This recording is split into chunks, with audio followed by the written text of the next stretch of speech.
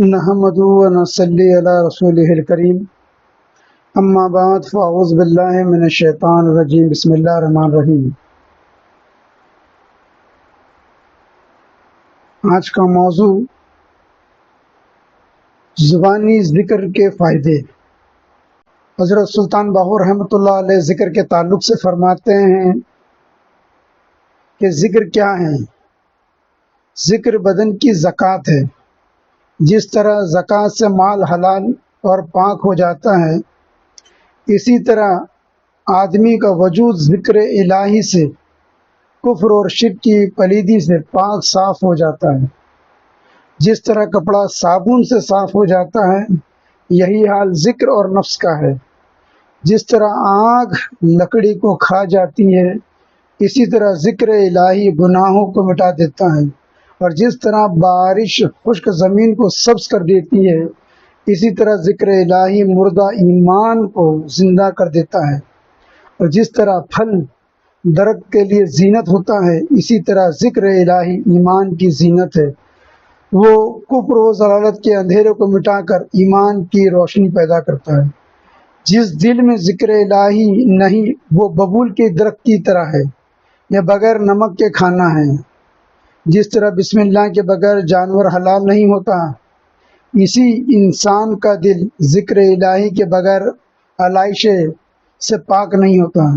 جو شخص ذکر الہی سے خوشی محسوس نہیں کرے بلکہ وہ رنجیدہ ہو، وہ حقیقت میں کافر ہے یا منافق اور فاسق ہے۔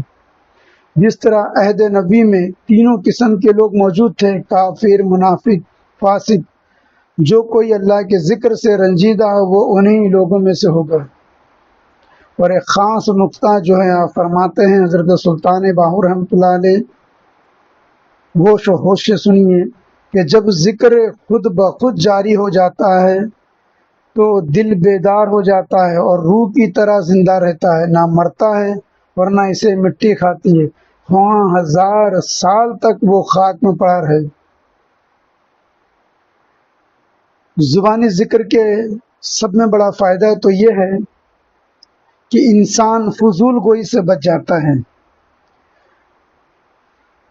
اور فضول گوئی سے بچنا کئی گناہوں سے بچنے سے بڑا بچنا ہے، اور ہزاروں آفات جو ہے ہمارے اس زبانی فضول گوئی سے آتی ہے، اور دوسرے بھی جو ہے ہمارے فضول گوئی سے بچ جاتے ہیں۔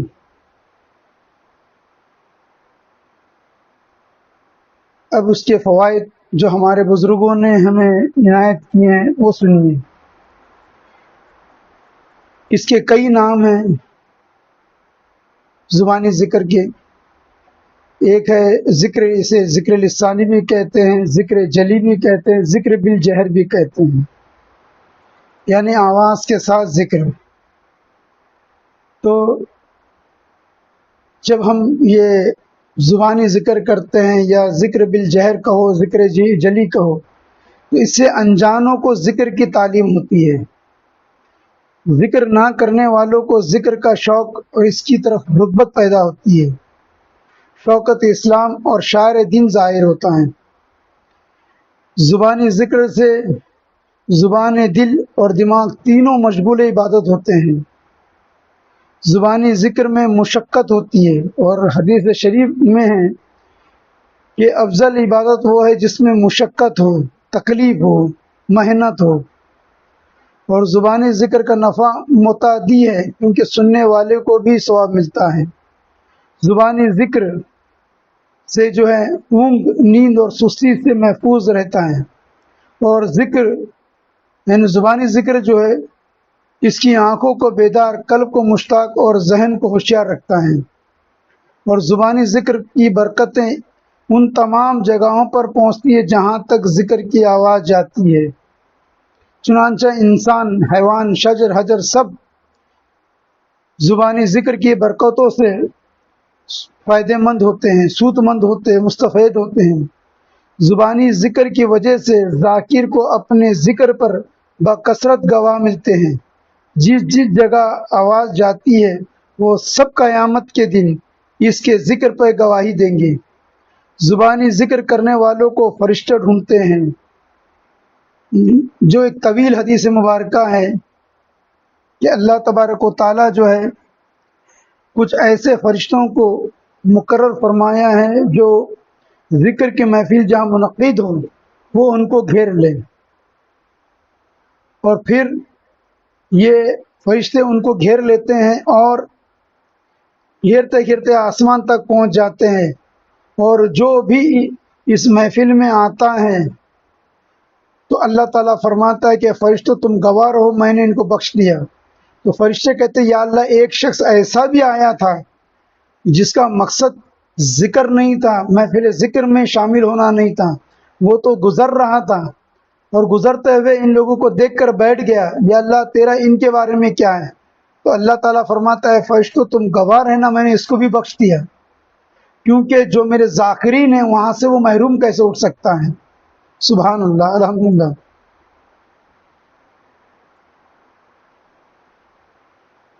اور زبان ذکر کرنے والوں کی وجہ سے اللہ تعالیٰ بدکاروں کو بھی بخش دیتا ہے۔ حدیث شریف میں ہے کہ جس ذکر کو فرشتے سنتے ہیں وہ اس ذکر پر 70 درجہ فضیلت رکھتا ہے جسے فرشتے سنتے نہیں۔ زبانی جو ذکر ہے ذاکر غیر کی اصلاح کے لیے کوشاں ہوتا، اور یہ طریقہ انبیاء کی پیروی ہے۔ زبانی ذکر کی وجہ سے وسوسے اور کیفیات نفسانیہ جلد رفع ہو جاتے ہیں۔ زبانی ذکر کا معاملہ کاملہ عبادت کاملہ کا اظہار ہوتا ہے۔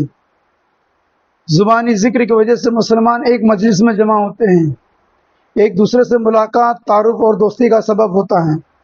زبانی ذکر سے اللہ فرشتوں پر فخر فرماتا ہے۔ زبانی ذکر بشر کے حق میں ملائکہ پر حجت ہے۔ زبانی ذکر بارگاہ خداوندی میں حضوری کا شرف ملتا ہے۔ زبانی ذکر کی وجہ سے لوگ باہم عبادت میں تعاون کرتے ہیں۔ زبانی ذکر کے لیے جمع ہونا دوسری عبادت کی طرف پہنچانے والا ہوتا ہے۔ سبحان اللہ، قربان جائے اپنے بزرگوں پر جنہوں نے ہمیں جو ہے ذکر کے طریقے بتائے، ذکر کے جو ہے سلیقے سکھائے۔ تو ذکر کی جو پہلی قسم ہے وہ زبانی ذکر ہے۔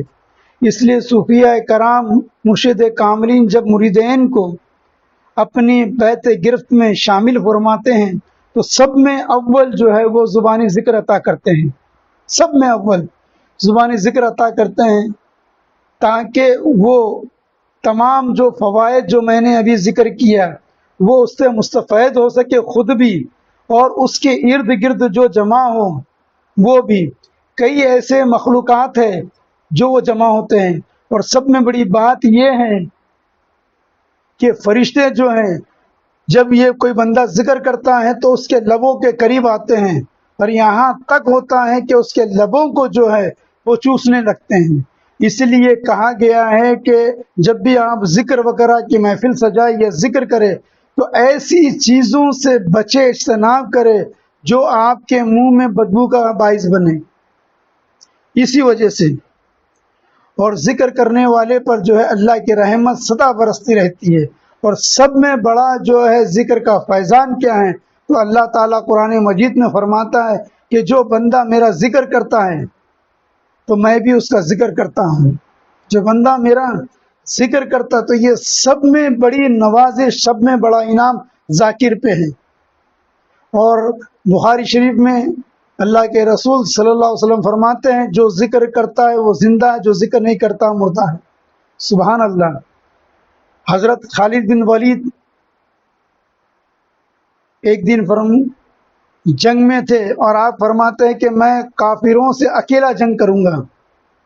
تو صحابہ کرام کہتے ہیں حضرت خالد بن ولید سے کہ آپ کا جذبہ سبحان اللہ، ماشاء اللہ، مگر سامنے ہزاروں کا لشکر ہے، اگر آپ جو ہے کچھ چند جو کفار موجود ہوتے ہیں وہ ہم بھیج دیتے تھے، مگر سامنے ہزاروں کا لشکر ہے۔ تو آپ فرماتے کہ میرے آقا مولا سرکار دو جہاں صلی اللہ علیہ وسلم کا ارشاد گرامی ہے، ارشاد پاک ہے کہ جو ذکر کرتا ہے وہ زندہ ہے، جو ذکر نہیں کرتا مردہ ہے، اور ہزاروں مردوں پر ایک زندہ کافی ہے۔ تو سبحان اللہ، ہمارے پیر کامل پہ ہم قربان جائیں، اور تمام وہ شجرے میں جن کے نام ہیں ان پہ قربان جائیں جنہوں نے جو ہے یہ تعلیمات ہمیں مرمت فرمائیں، وہ یہ سلسلہ کی جو تعلیم ہے سینہ با سینہ چلتے ہوئے ہمیں عطا ہوئی ہے، اور یہ آگے بھی چلتا رہے گی، اور یہ ذکر سے جو ہے تمام جو ہے مستفیض ہوتے رہیں گے، اور انشاءاللہ اگلی مجلس میں جو ہے آگے کی تعلیم جو ہے، آگے پہ جو ذکر کی تعلیم ہے وہ تلقین کی جائے گی۔ وما علینا الا البلاغ۔